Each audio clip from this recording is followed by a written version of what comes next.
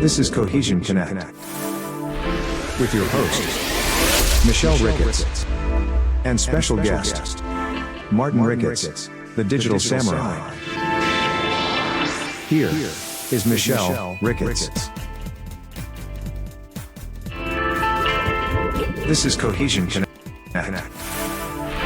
with your host, Michelle Ricketts, and special guest, Martin. We're live. Hello, I'm Michelle Ricketts. And I'm Martin Ricketts. I got my cue today. Yay. Almost. Welcome to Cohesion Connect. In the last episode, we talked about taking back time. And today we're going to talk about being adept at navigating the online world and communicating effectively across various digital platforms. Now, that's a mouthful, Mike. Martin, can you break that down a little bit and tell us what we're going to talk about? Yeah, well, there's a lot of technology solutions out there. But one of the things that we did is we came up with what we call the 5 pillars of productivity, the things that we can do and every business must do to be more efficient. And so we're going to talk about the first one today, which is moving to the cloud. Excellent, excellent. And I think in there we're also touching on a little bit about work-life balance with the certain generation. Yeah, we do a lot of work with Gen Z and Millennials. In fact, that's what our programs are focused on. And I just did a post the other day called There Is No Spoon, but it talks about the differences between Gen Z and Millennials and baby boomers. So we're going to talk about that today too. Well, and tell me a little bit more about this work-life balance thing. Well, Gen Z sees the world very differently from the way baby boomers do. And, there's a lot of people that have challenges with working with Gen Z because they look at things differently. But they make up 50% of the working population in North America and 75% global. So really, Gen Z, young people, are you have to deal with that. And you have to figure out how to deal with them. But work-life balance for them is very different, right, Michelle? They don't see it in the same way. Absolutely. They see it very differently. And work-life balance, when I talk about it, I actually talk about integration, right? And it's about being able to do everything together, because balance is a myth. We're never really going to get balance. Something is always going to suffer. So I talk about being able to integrate your work, your life, family, fitness, everything together. And that way, that integration gives you that flexibility of being able to do different things. And as you say, when you want, what you want, where you want, right? Yeah, here's the thing that I found. Work-life balance, and because I've always been sort of outside the system, which is I've been a serial entrepreneur since I was a teenager, and I always did things the way I wanted to, that's the way young people want to work now. And here's the thing. The line between work and play, there is no line if you love what you do. The line suggests it's this work bad, play good, and there's a line. And, a lot of people, especially in the older generation, they don't want to mix those two. But if you love what you're doing, if you're a YouTuber, an influencer, a coach, or someone that's doing, it's not so much that there's a line. In fact, the line is an illusion. I talk about The Matrix. It's my favorite movie of all time. And there's a scene in it where they show the, let's see, I think I have no, I don't have the graphic from it. He's holding up a spoon in The Matrix, and the young kid that he's talking to, he says, there is no spoon. And what he means is that the spoon is a reality in them. The spoon is not real in The Matrix. It's just how you think about it. And it's the same way that people think about the line. The line doesn't really exist. It's your perception of what is good and what is bad in regards to what you're doing. And again, the young generation looks at that very, very differently. They just don't see that break, mainly because they're doing the thing they love, then they're going over here, and then they've got this kind of organic schedule that isn't structured. They don't want structure. So for me, that's a really, really key point. The line is a perception, and it's not as relevant if you love what you're doing. And I remember, Martin, we were on a call at one point and there was a couple of millennials and we were talking about being able to set things up and do things and what they do in their day. And the young lady said, "Oh, I don't want structure." Yeah, I But remember then we that. were talking to her about how you still have to have something set up, right? Tell me a little bit about that. Well, that is a really interesting point. Every time I'm talking to young people, I'm wanting to convey these things to them. But she said, I said, you need systems and processes. She said, well, I don't want structure. What I realize is what I really need to say to her is, if you want to have a lifestyle that is free and allows you to do whatever you want, the only way to do that is to create systems and processes in your business so that things can run independent of you and you can have automated processes for lead gen and sales. The more you can automate processes, the more freedom you have to do what you want, when you want, where you want, as much as you want. In fact, it's the only Absolutely. way to do that. You simply can't do it any other way. Absolutely. And I come across business owners who, they're doing great with their business. They're making sales, they've got revenue, but they're still doing a lot themselves and a lot of things are still in their heads. They haven't actually documented or outlined their processes and their systems, and they're not able to step away at any point, whether it's for a day, a few hours, or a Yeah, week, right, to exactly. do. They're still doing a lot themselves. When I, having a background in corporate, when I came from corporate and then as an entrepreneur, one of the key things I had to learn was to be able to be flexible in my structure.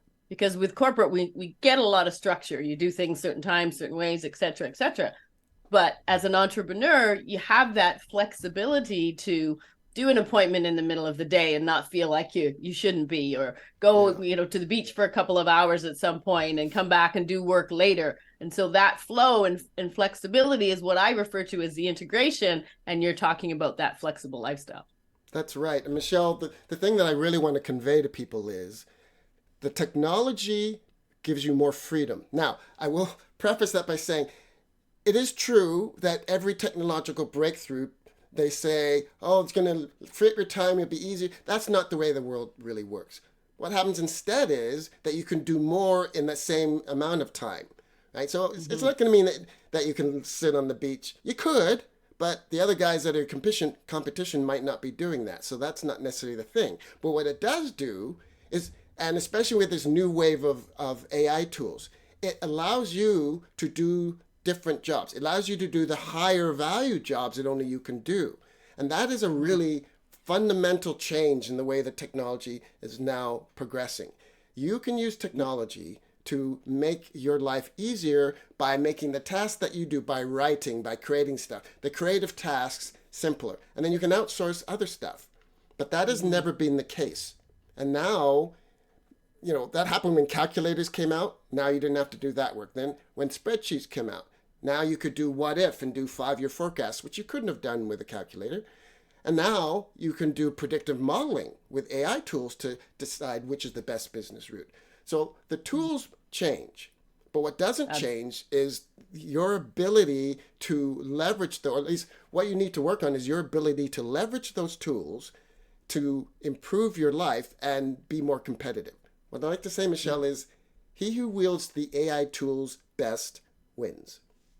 Absolutely. Spoken like a true samurai. And one of the things that I see when I'm talking with clients as well is that some people are afraid to implement AI or delegate to other people because they're thinking, "Oh, I'm losing my business. It's my baby." And the passion that they have for their baby as their business, that doesn't go away. And as you said, they need to be doing the high end, the things that actually need them. So having the ability to implement different tools and technology doesn't take away from you as an owner or founder or what have you as the business, the key. It really augments that and adds to it, as you were saying, Exactly. right?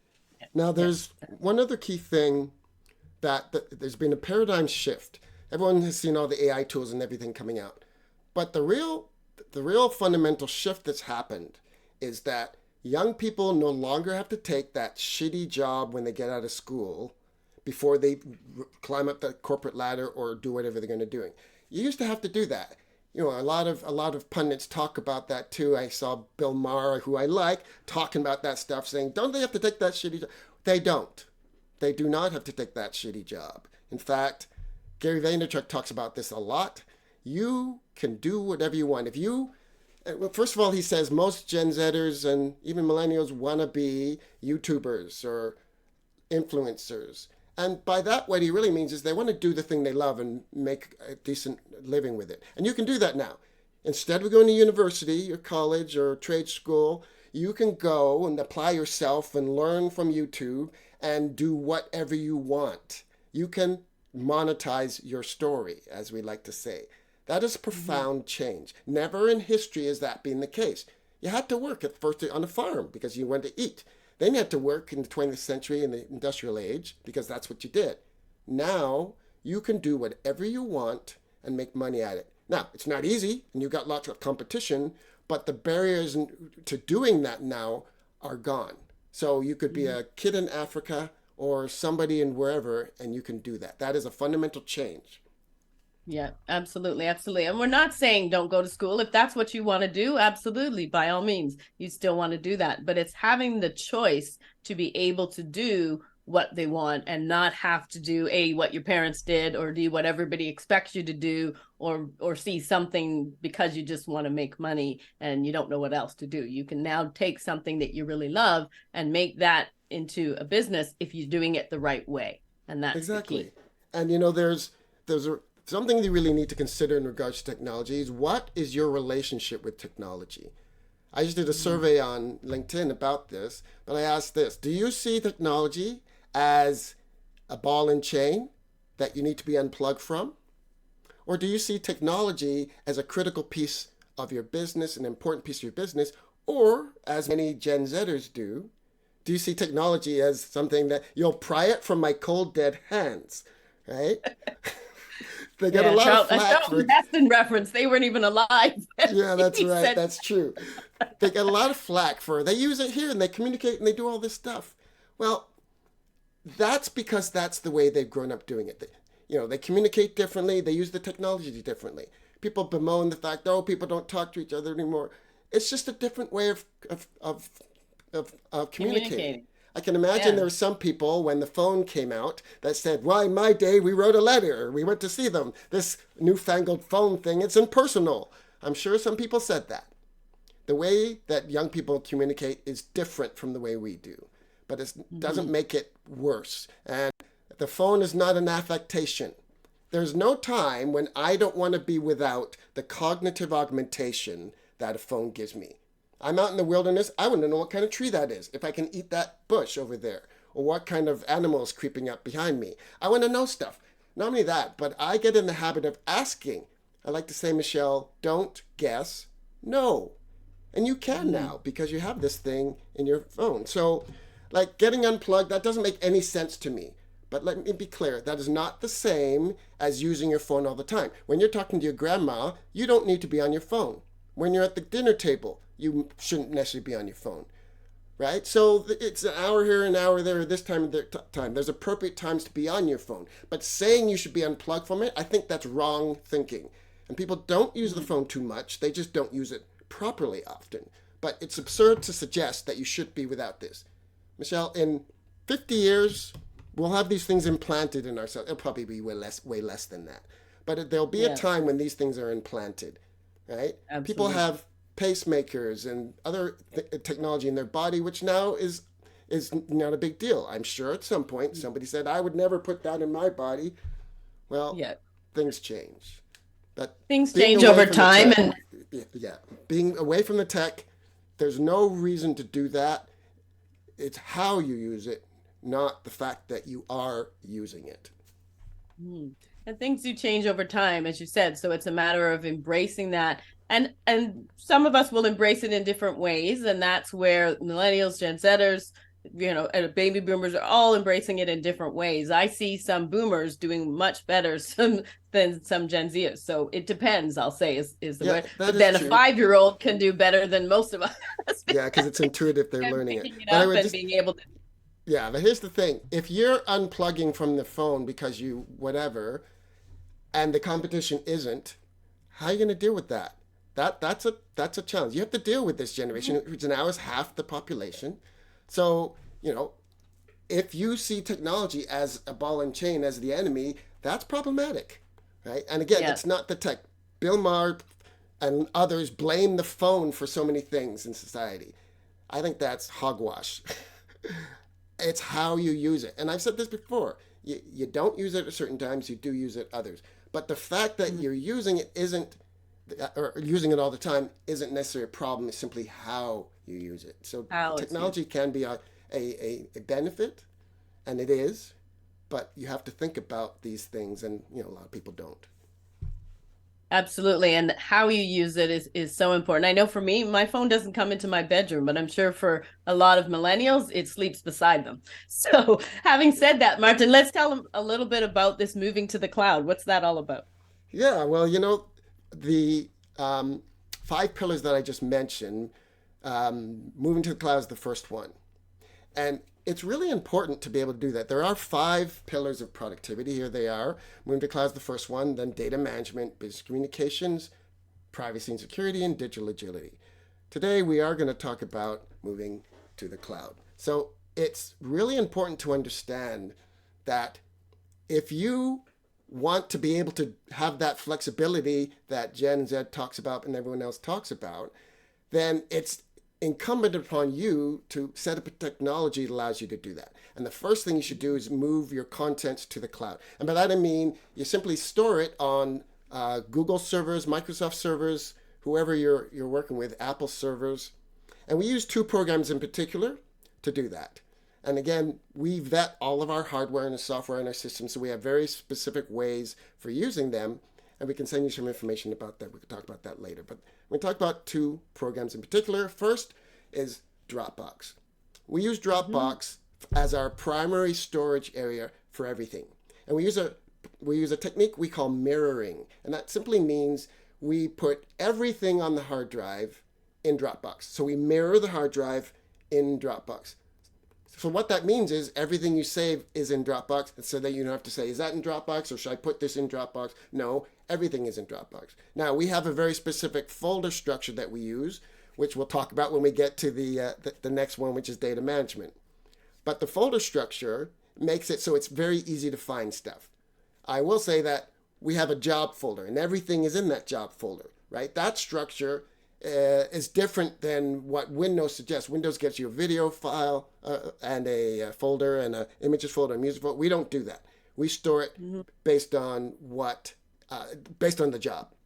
The reason we use Dropbox, Michelle, is because it automatically saves everything to your hard drive, and then it uploads it to the cloud. So one, that makes it so that it can be shareable. If everything is in Dropbox, then everything is shareable.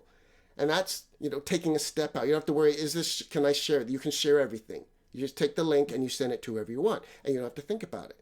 And you don't have to think about backing up, because Dropbox backs everything up to the cloud. And you have even additional backup times with Dropbox if you want to purchase that.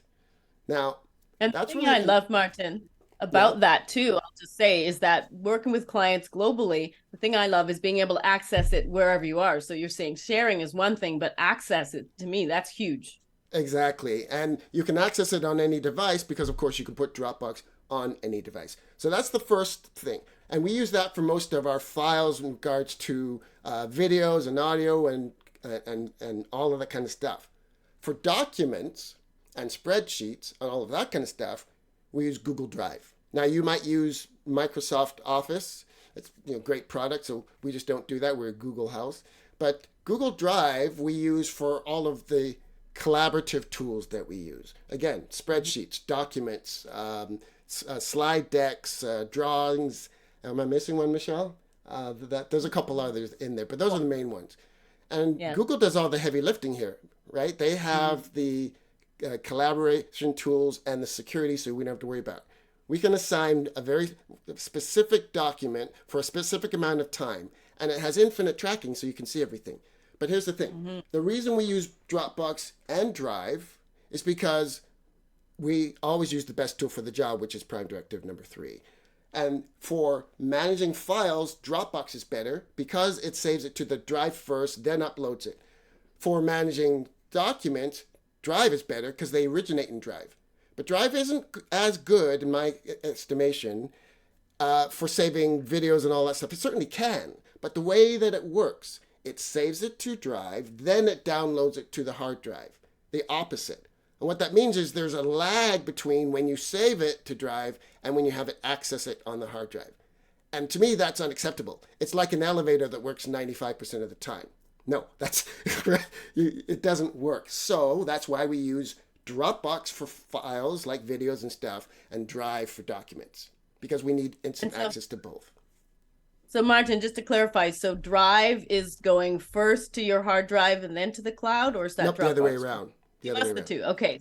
Yeah. So Dropbox is going first to and then to the cloud, and Dropbox is going to the cloud and then to your system. Okay, good. Yeah. Well, okay, no, the other way around. Dropbox, hard drive to cloud. Drive, cloud to hard drive. Okay. So, yeah. And that, again, for efficiency, that's a problem. And it also, Dropbox is easier for sharing. So you can share with Drive, of course, but it defaults to, you can't see this, right? You have to add permissions. And I'm sure everyone's gotten before something from someone and then said, I can't read it. You need to ask for permission to see this. That's a pain point. That's a friction point. Dropbox doesn't do that. So Dropbox is the other way around. You give it and they have it already. So you don't have to say anything. If that folder is shared and you put it in that folder, they have it, right? Mm-hmm. So again, there's just less friction in Dropbox in doing certain things, and Drive is better for the other. One person said, I don't want to buy both of them. Well, it's the same kind of thing when I talk about with technology. Perspective. Look at the perspective of this. If this thing saves you 10 minutes a day, 5 minutes a day, an hour a week, whatever it is, add that up. What's your time worth, right? Is it worth the extra $15 a month? Of course it is, right? People get really cheap about this stuff. Get both of them. Get both of them, right? There's advantages to both. They'll both save you time and take friction out of what you do. So I recommend both. Absolutely. And if you didn't get the cloud computer whatever thing figured out, that's okay. You can have a techie brother like me, or it doesn't matter. You don't really need to know. You just use them and they work. But it's also the collaborative nature of the tools is what I love as well. And being able to not have to email this and not have to worry about, did I find that? Did you get the email? All that. It's there. You've got the link. You can access it. You know where it is. So I love all that. Yeah. And the other thing I would say about moving to the cloud is, first, it gives you this flexibility, it gives you the backup ability, but then if you lose your device, your phone, your computer, or it gets stolen, whatever, it doesn't matter. It's really, really easy to put it back on another thing. And it makes it so that it is easy to move between devices, between places. And if it's set up right, you simply won't have to be looking for your stuff. It'll be on your phone. Yeah. You can upload on your computer, then run off to your meeting, and you know that it's there on your phone if it's set up right. If you don't have that ability, then it's not set up right. And, we have best practices around how to do that stuff. But the flexibility you required to move around easily, frictionlessly, be able to access your stuff from any device, you really need to move to the cloud. So, yeah. As they say, it's priceless. It's priceless. And the time it saves, and you just said, Martin, the ROI, what is your hourly rate, right? If you are the founder, owner, you're handling most of your business, is your hourly rate $1,000, $5,000, whatever that is. If you can save an hour a day from all of this back and forth and can't find and all this, and, I've got to download it on this system because I'm going to the States or I'm going to Europe, whatever. You don't have to deal with any of that. Your $1,000, there's your ROI. So exactly. Do the things that work and move to the cloud. And I think, Martin, we're going to share, if they want to DM us, we're going to share a micro lesson about moving to the cloud. Yep. We have a lesson about that, about specifically how to set this stuff up. If you want more information about that, you can DM us. But it really comes down to, Michelle, using the technology efficiency and looking at what is the best tool for the job. And that's what we did. And that's why we recommend the things that we do. And I will say that my brother literally tests these things to the 9th degree to be able to make sure that it is the best tool for the job. So when he says that, he knows what he's talking about. Martin, this has been great. This is one of the fun topics, because I love being able to get anything, anywhere, wherever I am, and not have to worry about the emails and all of that. So I love this. We'll be coming back and continue